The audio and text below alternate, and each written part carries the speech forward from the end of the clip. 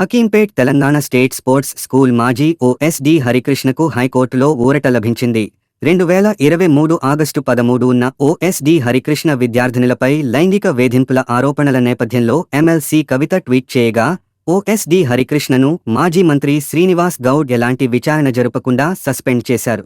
చేయని నేరానికి శిక్ష వేయడం సరికాదని హైకోర్టుని ఆశ్రయించిన హరికృష్ణకు హైకోర్టులో ఆరోపణలకు సంబంధించి సరైన ఆధారాలు లేకపోవడంతో మాజీ ఓఎస్డీ హరికృష్ణకు హైకోర్టు క్లీన్ చీట్ ఇవ్వడంతో పాటు యథావిధిగా తన విధులు కొనసాగించాలని హైకోర్టు ఆదేశించింది. ఆయన సస్పెన్షన్ ఆర్డర్ను రివోక్ చేసింది, మళ్ళీ డ్యూటీలో జాయిన్ కమ్మని.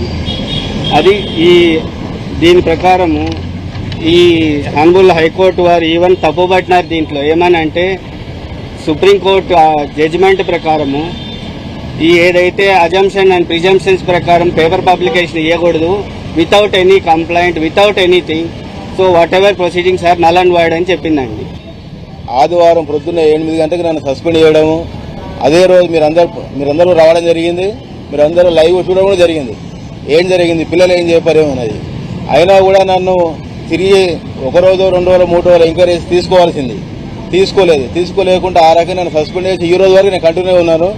దేవుడి దయ వల్ల హైకోర్టులో నేను రావడము, ఆ న్యాయస్థానంలో నాకు న్యాయం జరగడము, తప్పకుండా నేను ఈ న్యాయస్థానాన్ని కానీ నాకు జడ్జిమెంట్ ఇచ్చినటువంటి పుల్లా కార్తీక్ గారి కానీ జీవితాంతం నేను రుణపడి ఉంటాను. ఎందుకంటే నాకు జరిగిన అన్యాయానికి వేరే రకంగా అయితే ఎక్కడో వేరే సూసైడ్ చేసుకుని చచ్చిపోవాల్సిన పరిస్థితి. ఎందుకంటే అంత మెంటల్ టార్చర్ ఉంటుంది.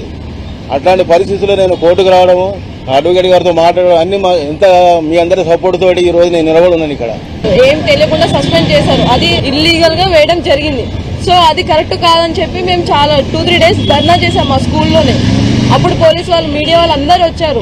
ఏదైతే ఎలిగేషన్ వచ్చిందో దాని గురించి అది తప్పు అని చెప్పి గర్ల్స్ అందరం బాయ్స్ అందరం కలిసి మా స్కూల్ ముందు ధర్నా చేయడం జరిగింది.